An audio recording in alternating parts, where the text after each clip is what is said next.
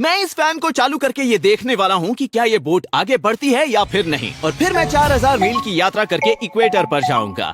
मैं इस वक्त नॉर्दर्न और सदर्न हेमिस्फीयर्स के बीच खड़ा हूँ, क्योंकि ये जो लाइन है वो इक्वेटर है, और मैं यहाँ ये जांच करने आया हूँ कि टूरिस्ट को दिखाया जाने वाला ये डेमो क्या एक स्कैम है। ये लोग एक बेसिन में पानी डालते हैं और फिर ये दिखाते हैं कि इक्वेटर के उत्तरी भाग में पानी एंटी क्लॉकवाइज स्पिन होता है, और फिर कुछ ही फीट दूर इक्वेटर के दक्षिणी ओर पानी उल्टी तरफ घूमते हुए खाली होता है। और शायद आपने ये भी सुना है कि इक्वेटर के ऑपोजिट किनारों पर टॉयलेट्स विपरीत दिशाओं में फ्लश होते हैं, और हम यहाँ सच्चाई का खुलासा करने आए हैं। लेकिन मैं सिर्फ इतने में नहीं रुकने वाला, क्योंकि आज हम सिंपल डेमोन्स्ट्रेशंस के जरिए 6 अलग अलग फिजिक्स और इंजीनियरिंग पहेलियों की जांच करने जा रहे हैं, क्योंकि इस वीडियो के अंत तक हम चाहते हैं कि आपको सही जवाब पता होने के साथ साथ ये भी पता चले कि वो सही जवाब सही क्यों है। तो शुरू करने के लिए, क्योंकि हम हेमिस्फीयर्स की बात कर रहे हैं, क्या आप जानते हैं कि कनाडा जैसी नॉर्दर्न हेमिस्फीयर वाली जगह से चांद कुछ ऐसा दिखाई देता है, जबकि ऑस्ट्रेलिया जैसी सदर्न हेमिस्फीयर वाली जगह से कुछ ऐसा। चांद उल्टा दिखता है। और इस मजेदार फैक्ट को जानने से भी ज्यादा मजेदार है इसके पीछे का कारण जानना। अभी बताता हूँ कि क्यों। जैसा कि हम सब जानते हैं, पृथ्वी एक स्फीयर है। तो अगर आप नॉर्दर्न हेमिस्फीयर के नॉर्थ पोल पर खड़े सुपरमैन होते तो आप कुछ ऐसे दिखते, लेकिन अगर आप सदर्न हेमिस्फीयर के साउथ पोल पर खड़े थॉर होते तो आप ऐसे दिखते। अब हमें पता है कि मून पृथ्वी का कुछ इस तरीके से चक्कर लगाता है। अब मैं इस पर एक एरो बनाऊंगा ताकि हम इसके ओरिएंटेशन पर नजर रख पाए। तो अब नॉर्थ पोल पर खड़े सुपरमैन के लिए ये एरो ऊपर की ओर पॉइंट कर रहा होगा, लेकिन साउथ पोल पर खड़े थॉर के लिए ये एरो नीचे की तरफ पॉइंट कर रहा होगा, उसके नजरिए से देखें तो। और मैं जानता हूँ कि आप क्या सोच रहे हैं। अगर ये सब सच है तो इक्वेटर पर खड़े स्पाइडरमैन के लिए ये एरो किस ओर पॉइंट कर रहा होगा? वेल, हमारे इस मॉडल के अनुसार स्पाइडरमैन को मून टेढ़ा दिखना चाहिए, और जैसा कि आप देख सकते हैं यहाँ इक्वेडोर में इक्वेटर के ठीक ऊपर मुझे बताते हुए खुशी हो रही है कि मून वाकई में टेढ़ा नजर आता है। अब साथ में से दूसरे फन फैक्ट के लिए, अगर आप कार्डबोर्ड पर इस तरह से 2 पिन्स लगा दें और फिर उन्हें एक रस्सी से जोड़ें तो इसे ट्रेस करने पर आपको मेरा मनपसंद ज्योमेट्रिक शेप मिलेगा, एक एलिप्स। लेकिन मैं इन पिन होल्स की एक बहुत ही खास बात बताना चाहता हूँ। इन्हें कहते हैं फोकस पॉइंट्स, और इन दोनों फोकस पॉइंट्स में से निकली कोई भी सीधी लाइन एलिप्स से टकराकर हमेशा दूसरे वाले फोकस पॉइंट पर ही जाकर रुकेगी। और ये रहा सबूत, क्योंकि मैंने एक फोकस पॉइंट पर लेजर पॉइंटर लगाया है और दूसरे पर वैक्स बॉल, और इस एलिप्स के अंदर की दीवार कांच की है। और आप देख सकते हैं कि मैं चाहे जहां भी लेजर घुमाऊं वो हमेशा रिफ्लेक्ट होकर सीधे वैक्स पर ही जा गिरेगा। और अब मैं बताता हूँ इससे भी ज्यादा कूल बात। अगर आप एलिप्स के आकार का एक बड़ा कमरा बनाएं और फिर उसके फोकस पॉइंट पर खड़े रहें तो दूसरे फोकस पॉइंट पर खड़े किसी इंसान का खुसफुसाना भी सुन सकते हैं, चाहे वो कई 100 फीट दूर क्यों ना हो, क्योंकि सभी साउंड वेव्स रिफ्लेक्ट होकर सीधे आपके कानों पर ही पड़ेंगी। इनफैक्ट इस तरह का कमरा वाकई में मौजूद है। इसे बनाया था जॉन क्विंसी एडम्स ने यूएस के कैपिटल बिल्डिंग में, और कहा जाता है कि वो अपने दुश्मनों की चालों का पहले ही पता लगा लेते थे जो कमरे के दूसरी तरफ उनके खिलाफ षड्यंत्र रचते। और अब क्योंकि आप इसके पीछे का विज्ञान जानते हैं, आप समझ सकते हैं कि जॉन क्विंसी एडम्स ने अपना डेस्क बाईं तरफ वाले फोकस पॉइंट पर क्यों रखा।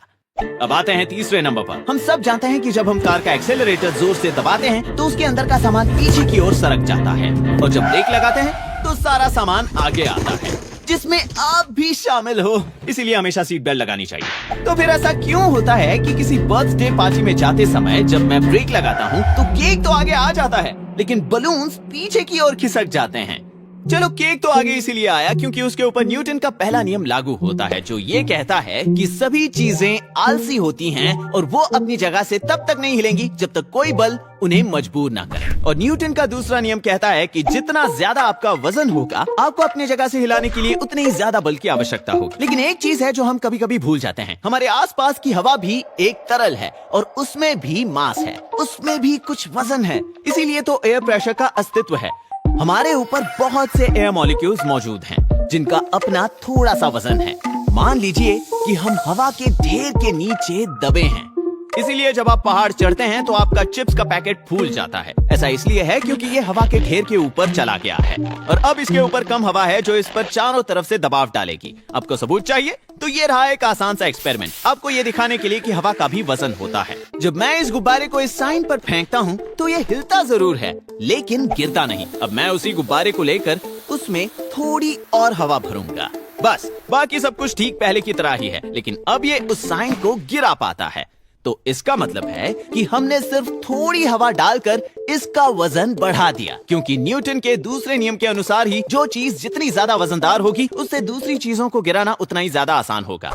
तो कार में जब आप ब्रेक्स दबाते हैं तो सिर्फ उसमें रखा भारी सामान ही आगे आना नहीं चाहता, बल्कि वो हवा भी आगे आना चाहती है, क्योंकि उसमें भी वजन है। तो मेरे ब्रेक्स दबाने पर कार की सारी हवा भी आगे आती है, और चूंकि वो हवा गुब्बारे की हीलियम गैस से ज्यादा डेंस है, हल्का गुब्बारा पीछे की ओर धकेला जाता है। और हम यही अपेक्षा करेंगे, है ना? हम कहते हैं कि हीलियम बलून हवा में तैरता है, या फिर ये पिंग पोंग बॉल पानी में तैरती है। लेकिन असल में हो ये रहा है कि भारी और ज्यादा डेंस चीज, जो इस केस में पानी है, जबरदस्ती लाइन में आगे बढ़ता है, इस बेचारे पिंग पोंग बॉल को रास्ते में पीछे हटाते हुए। इनफैक्ट आप देख सकते हैं कि जब मैं इस जार को इस तरह रखता हूँ तो वही होता है जो कार में हुआ था। जब मैं इसे धक्का देता हूँ तब पानी पीछे आता है, जिससे पिंग पोंग बॉल आगे चली जाती है, और जब ये रुकता है, पानी आगे जाकर पिंग पोंग बॉल को पीछे धक्का देता है। और अब नंबर 4 के लिए हम वापस इस बोर्ड पर आते हैं, ये जानने के लिए कि अगर ये सेल बोट हवा से चलते हैं तो फिर वो इस तरह का एक बड़ा फैन लगाकर इसे आगे धकेलने की कोशिश क्यों नहीं करते, कुछ इस तरीके से जिस तरह ये आदमी एक लीफ ब्लोअर और छाते का इस्तेमाल करके अपने स्केट बोर्ड पर घूम रहा है। चलिए इसे समझने के लिए एक फैन से जुड़े ट्रेन कार के सिंपल डेमो की मदद लें। जब मैं फैन चालू करता हूँ, ये दाईं तरफ हवा फेंकता है, तो ट्रेन किस तरफ जाएगी? ये बेशक बाईं ओर ही जाएगी, क्योंकि फैन हवा को पीछे धकेलता है, जिससे ट्रेन पर एक विपरीत बल पड़ता है, जो फैन के द्वारा लगाए गए बल के बराबर होता है। जिस तरह एक विमान का प्रोपेलर हवा को पीछे धक्का देता है ताकि विमान आगे बढ़ सके। ये मेरे स्केट बोर्ड पर खड़े होने से अलग नहीं है। जब मैं तरबूजों को बाईं ओर धक्का देता हूँ तो वे मुझे पीछे धकेलते हैं और मैं दाहिनी तरफ लुढ़क जाता हूँ। फिर से तो अब चलिए यहाँ एक ईंट रख देते हैं ताकि ये कार हिल ना पाए, और फिर एक दूसरी कार जिस पर सेल होगी। अब जब मैं फैन ऑन करूंगा तो ये किस तरफ जाएगा?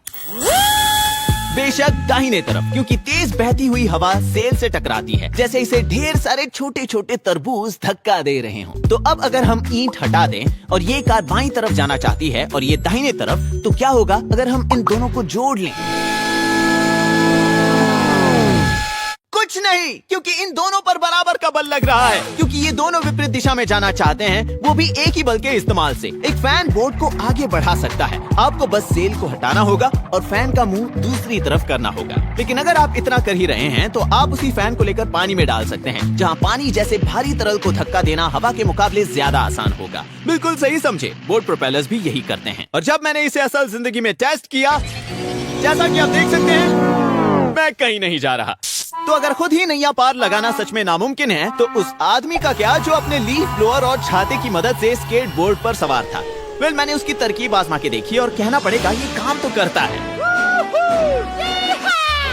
लेकिन इसका लेना देना उसके छाते या फिर उस लीफ ब्लोअर से नहीं, बल्कि उसके इस खास इलेक्ट्रिक स्केट बोर्ड से है, जिसके नीचे एक बैटरी लगाई गई है। और आप उसी के वीडियो में यहाँ देख सकते हैं कि वो भी इसी स्केट बोर्ड का इस्तेमाल कर रहा है। अब इसके पहले कि हम आखिरी 3 पर पहुँचे, जिसमें ये टूरिस्ट स्कैम वाला डेमो भी मौजूद है, अगर आप मेरे जैसे हैं और आपको भी वो आहा वाला पल पसंद है जहाँ आप कुछ सीखते हैं, तो मेरे पास आपके लिए एक अच्छी खबर है। जरा सोचने दो। Crunch labs. मुझे खुशी है तुमने कह दिया, सही समझे, क्योंकि उन्हीं पलों को बांटने के लिए मैंने बनाया क्रंच लैब्स, जिसमें आपको हर महीने एक बहुत ही कमाल का टॉय मिलेगा, और साथ ही एक वीडियो जिसमें मैं आपको उसके काम करने के पीछे का विज्ञान समझाऊंगा।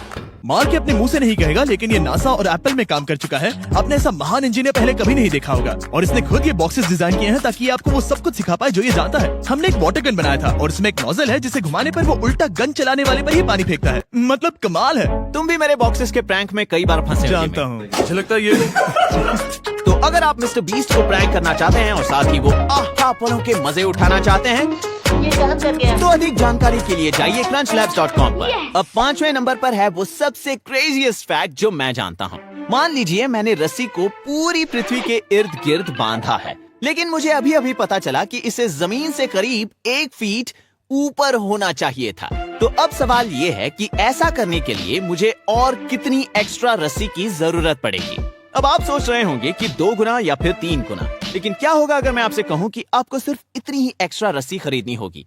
Exactly 6.28 feet. जरा सोचिए, इस बारे में पृथ्वी का सर्कमफेरेंस 131 मिलियन फीट है, और आपको सिर्फ इतनी ही रस्सी और चाहिए होगी इसे जमीन से 1 फीट ऊपर उठाकर पूरी पृथ्वी को बांधने के लिए। और हैरानी की बात तो ये है कि अगर हम ऐसा एक बास्केटबॉल के साथ करें तो भी हमें उतनी ही एक्स्ट्रा रस्सी लगेगी। और इसके पीछे का मैथ 8th स्टैंडर्ड के अलजेब्रा जितना ही सरल है। यहाँ जैसे कि आप देख सकते हैं, दोनों साइड का रेडियस कैंसिल हो जाता है। इससे कोई फर्क नहीं पड़ता कि आप कौन से साइज का सर्कल ले रहे हैं, आपको जवाब हमेशा 2 पाई ही मिलेगा, यानी ठीक 6.28 फीट लंबी रस्सी। लेकिन अगर आपको मैथ मैथ नहीं पसंद तो चिंता मत करो, क्योंकि अगर आप पृथ्वी को एक स्क्वायर समझें तो सारी बात क्लियर हो जाएगी। ऑब्जेक्ट किस साइज का हो इससे कोई फर्क नहीं पड़ता। तो अगर मैंने शुरुआत इस रस्सी से की और फिर उसे 1 मीटर हवा में उठा लिया तो हर कोने में मुझे सिर्फ 2 फीट एक्स्ट्रा रस्सी की जरूरत पड़ेगी, यानी कुल मिलाकर 8 फीट। और अगर आप ये बास्केटबॉल वाला एक्सपेरिमेंट अपने टीवी पर करें तो भी आपको यही रिजल्ट मिलेगा। 8 एक्स्ट्रा फीट रेक्टेंगल के लिए, जो एक सर्कल के लिए जरूरी एक्स्ट्रा 6.2 फीट के बहुत करीब है। नंबर 6 पर एक किक स्टार्ट प्रोडक्ट है जो कुछ सालों पहले आया था और इसका दावा है कि ये भारी बैग के झटकों को 86% से कम करता है। बैग्स के भविष्य में आपका स्वागत है।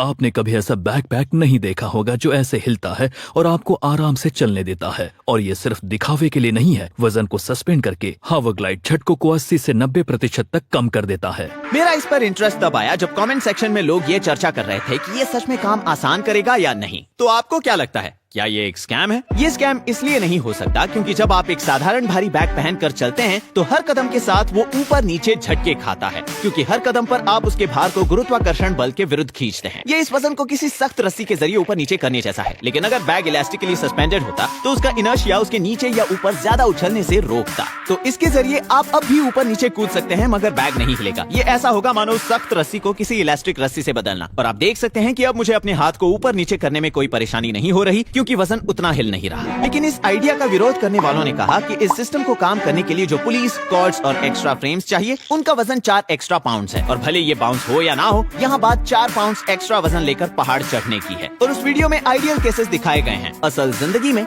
ऊबड़ खाबड़ रास्तों पर सफर इतना आसान नहीं होगा। और मुझे लगा कि दोनों ही बातें अपनी अपनी जगह पर सही हैं। तो क्योंकि मैं वैज्ञानिक विधि में विश्वास रखने वाला इंसान हूँ, मैंने अपने लिए इसे मंगाया और फिर कुछ मील हाइकिंग करने निकल पड़ा, जहाँ मैंने इस हाईटेक बैग की तुलना एक साधारण बैग के साथ की, दोनों बैग्स में बराबर वजन रखकर। अब तक तो मुझे ये पसंद नहीं आया। लग रहा है जैसे ये मुझे पीछे खींच रहा है। जॉगिंग करके देखता हूँ। ओह, अब ये हुई ना बात। मुझे लगता है यही सही तरीका है शायद। अगर इसके साथ तालमेल बैठा है तो ये जादू जैसा है। यदि तालमेल नहीं बैठा तो ये नहीं जमेगा। ओह हाँ, एक बार जैसे ही तालमेल टूटा, यही मेरे गिरने का कारण बनेगा। तो मैं इस निर्णय पर पहुंचा कि ये एक स्टेबल, प्रेडिक्टेबल रास्ते पर काम आ सकता है। लेकिन इसके आउट ऑफ सिंक इश्यूज की वजह से इसके 4 पाउंड के एक्स्ट्रा वजन को उठाना मुझे कोई मतलब का नहीं लगता। अब हमारे आखिरी साइंस चैलेंज के लिए हम यहाँ एक्वाडोर के इक्वेटर के यहाँ वापस आए हैं, ये देखने के लिए कि ये मशहूर टूरिस्ट अट्रैक्शन क्या असल में एक स्कैम है। क्या पानी सच में विपरीत दिशाओं में ड्रेन होता है जब आप इक्वेटर के कुछ फीट ऊपर या नीचे जाते हैं तो? और क्या टॉयलेट्स भी नॉर्दर्न हेमिस्फीयर और सदर्न हेमिस्फीयर में विपरीत दिशाओं में फ्लश होते हैं? टॉयलेट्स के मामले में आइए मैं पहले इस मिथक को झूठा साबित कर दूं। क्योंकि अगर आप ध्यान से देखें तो टॉयलेट का पानी किस दिशा में घूमेगा ये इस बात पर निर्भर करता है कि कमोड की बनावट कैसी है, क्योंकि कमोड के नोजल्स थोड़े टेढ़े बनाए जाते हैं। लेकिन उन सिंक्स का क्या जिनमें बस एक ड्रेन है, जैसे कि इस डेमो में जहाँ कोई नोजल नहीं? मानिए या ना मानिए, इसके पीछे थोड़ी बहुत सच्चाई है, क्योंकि ये एक असली सिद्धांत पर आधारित है जिसका नाम है द कोरियोलिस इफेक्ट। और यही कारण है जिसकी वजह से हमें नॉर्दर्न हेमिस्फीयर में काउंटर क्लॉकवाइज घूमने वाले तूफान दिखाई देते हैं, जिन्हें हम हरिकेन्स कहते हैं, और सदर्न हेमिस्फीयर में क्लॉकवाइज घूमने वाले चक्रवात जिन्हें साइक्लोन्स कहा जाता है। और इसके पीछे का कारण समझना बहुत आसान है। मान लीजिए आपके पास एक बड़ा सा सिंक है जो इक्वेटर से लेकर नॉर्थ पोल तक फैला हुआ है। अब इस केस में सिंक में इक्वेटर के यहाँ जो पानी की बूंद है वो पृथ्वी के घूमने के साथ साथ बहुत तेजी से सफर करती है। वही सिंक के बीच जो पानी बूंद होगी वो थोड़ा धीरे यात्रा करेगी। और नॉर्थ पोल के यहाँ वाली बूंद स्थिर है क्योंकि वो पृथ्वी के एक्सिस के ठीक ऊपर है। तो अब जब आप सिंक का प्लग हटाते हैं और पानी बीच में बहना शुरू करता है तो इक्वेटर के यहाँ की बूंद ज्यादा तेजी से बीच की ओर जाती है उस बूंद के मुकाबले जो बीच में या नॉर्थ पोल पर है। तो अब वो बूंद बीच वाले बूंद से आगे है, और क्योंकि नॉर्थ पोल के पास वाला पानी स्थिर था वो बूंदें पीछे रह जाती हैं। तो जब सारी बूंदों पर इस तरह का प्रभाव पड़ता है, सिंक के अंदर रखा पानी नेचुरली काउंटर क्लॉकवाइज घूमने लगता है, जैसे तूफान की तरह, जहां तूफान की आंख असल में एक सिंक की तरह कम दबाव वाला क्षेत्र है। और जब हम यही लॉजिक सदर्न हेमिस्फीयर में लगाते हैं तो हमें एक क्लॉकवाइज घुमाव देखने मिलता है। तो क्या इसका मतलब है कि सच में नॉर्दर्न और सदर्न हेमिस्फीयर्स में सिंक विपरीत दिशा में ड्रेन होते हैं? वेल, दुख की बात नहीं है, क्योंकि कोरियोलिस इफेक्ट सिर्फ तभी देखने मिलता है जब आप इक्वेटर के बहुत ज्यादा ऊपर या नीचे हों। इसलिए जब तक आपके पास 5 मील चौड़ा सिंक न हो, या यदि आप सबसे उत्तम परिस्थितियां नहीं बनाते हैं, जैसा कि मेरे दोस्त डेस्टिन और डेरिक यहाँ दिखा रहे हैं। पृथ्वी के घूमने के कारण पानी क्लॉकवाइज बह रहा है। चूंकि मैं नॉर्थर्न हेमिस्फीयर में हूँ, पानी घड़ी की विपरीत दिशा में बह रहा है। ये असली है। ये प्रभाव सिंक और टॉयलेट्स के पानी की दिशाओं पर कोई प्रभाव डालने के लिए बहुत छोटा है।